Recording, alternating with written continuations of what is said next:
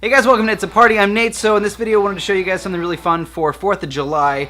So I'm doing a smash burger. I absolutely love smash burgers. We're cooking on our Blackstone Griddle, our 22-inch. We're going to smash some burgers, add some bacon and some cheese, and we're going to blow some stuff up. Be sure to stick around to the very end of the video. I've got some behind the scenes stuff. It's really, really fun. Let's jump right into the recipe.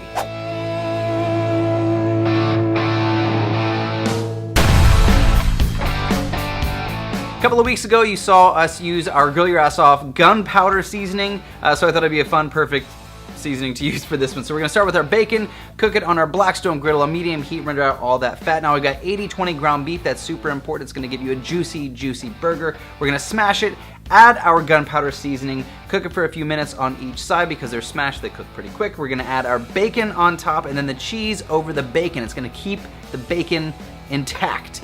Now we're gonna cover that until it gets all melty and gorgeous. Now we're gonna toast our buns. This is a really simple recipe. You can add lettuce and tomato and sauces if you want to, but that bacon fat really soaks into everything and it's pretty much delicious. It's a really quick and simple recipe. Smash burgers are really fantastic. You get a great caramelization. I love using my Blackstone Griddle because it gets so hot and that surface is nice and flat. So I get that really great caramelization around the entire smash burger. Plus you can't smash burgers on a traditional grill, so I kind of like the fact that you can smash them down. So this is a really fun, simple smash burger recipe. Feel free to add some other sauces. We're gonna post some sauce videos later, but here's some behind the scenes on how we did that slow motion explosion. It was amazing, by the way. In the backyard, my neighbors came over to watch. But I'm getting set up for this slow-mo shot. So we can see we're gonna get. We're gonna blow this mother up. So I went and got some mortar shells. Now mortar shell has the thing that shoots it, up into the air. I had to actually take it apart and get rid of that.